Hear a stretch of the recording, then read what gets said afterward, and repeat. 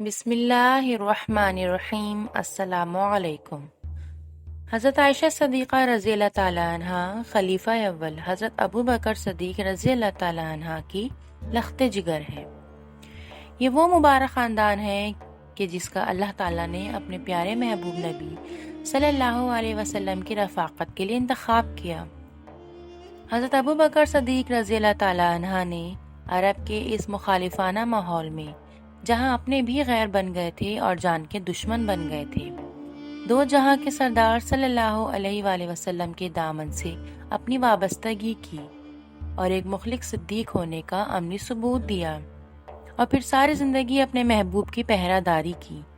گھر کی چار دیواری کے باہر صدیق اکبر رضی اللہ تعالیٰ عنہ حضور صلی اللہ علیہ وسلم کے سفر و حضر کے رفیق تھے، جبکہ گھر میں صدیق کائنات حضرت عائشہ رضی اللہ تعالیٰ عنہ اپنے شوہر عزیز کے لیے صدقہ وفا کا کامل نمونہ تھیں۔ روایت میں آتا ہے کہ نکاح سے پہلے حضور اکرم صلی اللہ علیہ وسلم نے خواب میں دیکھا کہ ایک فرشتہ ریشم کے کپڑے میں لپیٹ کر آپ کے سامنے کوئی چیز پیش کر رہا ہے۔ آپ صلی اللہ علیہ وسلم نے کہا کہ یہ کیا ہے؟ تو جواب ملا، آپ کی بیوی۔ آپ صلی اللہ علیہ وسلم نے کھول کر دیکھا تو حضرت عائشہ رضی اللہ تعالی عنہا تھیں۔ حضرت عمر بن عاص رضی اللہ تعالیٰ عنہ نے ایک مرتبہ نبی کریم صلی اللہ علیہ وآلہ وسلم سے دریافت کیا کہ یا رسول اللہ صلی اللہ علیہ وسلم، آپ دنیا میں سب سے زیادہ کس کو محبوب رکھتے ہیں؟ تو آپ صلی اللہ علیہ وسلم نے ارشاد فرمایا، عائشہ کو۔ انہوں نے عرض کیا، یا رسول اللہ صلی اللہ علیہ وسلم، میں نے مردوں سے متعلق سوال کیا تھا، تو فرمایا عائشہ کے ابا کو۔ ایک دن حضرت عمر رضی اللہ تعالی عنہ نے اپنی بیٹی حضرت حفصہ رضی اللہ تعالی عنہ سے فرمایا کہ حضرت عائشہ سے مقابلہ نہ کیا کرو، اس لیے کہ وہ حضور اکرم صلی اللہ علیہ وسلم کو محبوب ہے۔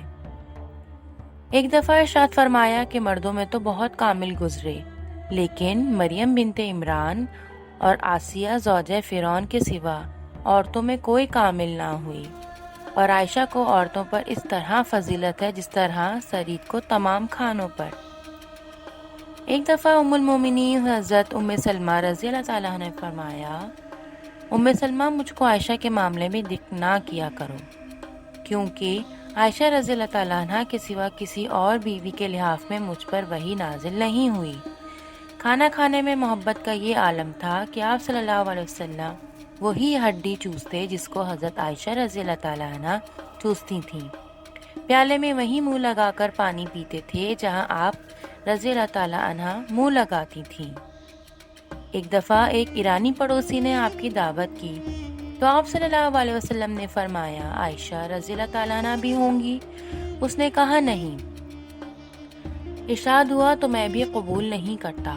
میزبان دوبارہ آیا اور پھر یہی سوال و جواب ہوا اور وہ واپس چلا گیا۔ تیسری دفعہ پھر فرمایا، عائشہ رضی اللہ تعالیٰ عنہ کی بھی دعوت ہے؟ عرض کی، جی ہاں۔ اس کے بعد آپ صلی اللہ علیہ وسلم اور حضرت عائشہ رضی اللہ تعالیٰ عنہ اس کے گھر تشریف لے گئے۔ حضرت عائشہ رضی اللہ تعالیٰ عنہ کی برکت سے امت کو تیمم کا حکم ملنا اور آپ کی پاک دامنی پر قرآن کریم کی آیات کا نزول، یہ آپ کے اول درجے اور اللہ تعالیٰ کے ہاں بلند درجے ہونے کی واضح نشانی ہے۔ ایک نبی کی زندگی امت کی افراد کی زندگی کے ہر پہلو کے لیے آئیڈیل اور نمونہ ہوتی ہے۔ وہ اللہ تعالیٰ کا نبی اور پیغمبر ضرور ہوتا ہے، لیکن وہ ایک شوہر کا کردار بھی ہوتا ہے، لہٰذا یہ کردار بھی مثالی ہونا چاہیے۔ لہٰذا اسی وجہ سے حضرت عائشہ رضی اللہ تعالی عنہا اور دیگر ازواج مطہرات سے محبت و الفت ہمیں بھی سبق دیتا ہے کہ ہم نے اپنے گھر والوں سے کیسا برتاؤ کرنا ہے۔ ایک موقع پر ارشاد فرمایا کہ تم میں سب سے بہتر وہ ہے جو گھر والوں کے ساتھ سب سے بہتر ہو، اور میں اپنے گھر والوں کے لیے سب سے بہتر ہوں۔ ایک جگہ ارشاد فرمایا کہ بیوی کے منہ میں لقمہ ڈالنا صدقے کا اجر رکھتا ہے۔ ہمارے معاشرے میں طلاق کی بڑھتی ہوئی شرح کی ایک بنیادی وجہ میاں بیوی کا حقوق و زوجیت کے آداب سے ناواقفیت ہے۔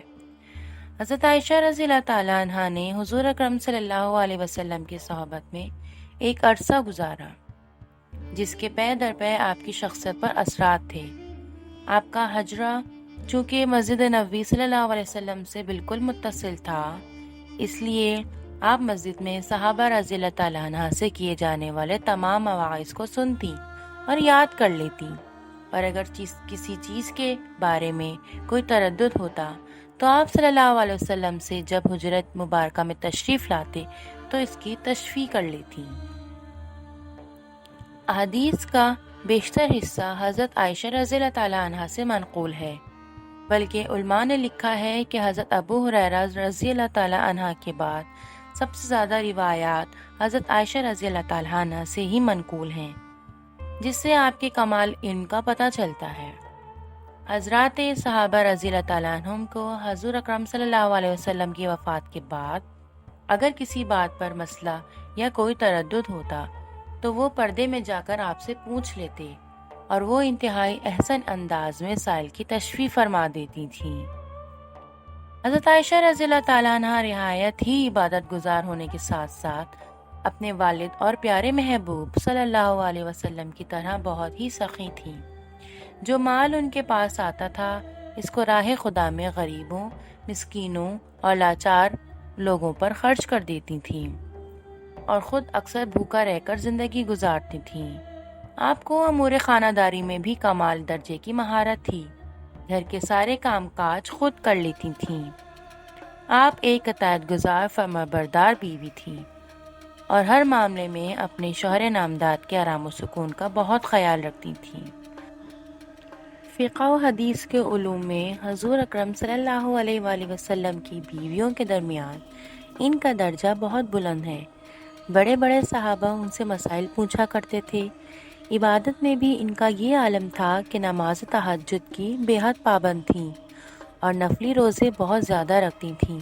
سخاوت اور صدقات و خیرات کے معاملے میں بھی حضور علیہ السلام کی سب بیویوں میں خاص طور پر بہت ممتاز تھیں۔ ام دراہ رضی اللہ تعالیٰ عنہ کہتی ہیں کہ ایک مرتبہ کہیں سے 1,00,000 درہم ان کے پاس آئے، آپ نے اسی وقت ان سب درہموں کو خیرات کر دیا۔ اس دن وہ روزہ دار تھیں۔ میں نے عرض کیا کہ آپ نے سب درہموں کو بانٹ دیا اور 1 درہم بھی باقی نہیں رکھا کہ اس سے آپ گوشت خرید کر روزہ افطار کرتیں، تو آپ نے فرمایا کہ اگر تم نے پہلے کہا ہوتا تو میں 1 درہم کا گوشت منگوا لیتی۔ حضرت عائشہ رضی اللہ تعالیٰ عنہ کا وصال 17 رمضان المبارک کو مدینہ منورہ میں ہوا، اور مدینہ منورہ کے قبرستان جنت البقیع میں آپ کو دفن کیا گیا۔ ملتے ہیں نیکسٹ ویڈیو میں۔ السلام علیکم ورحمۃ اللہ۔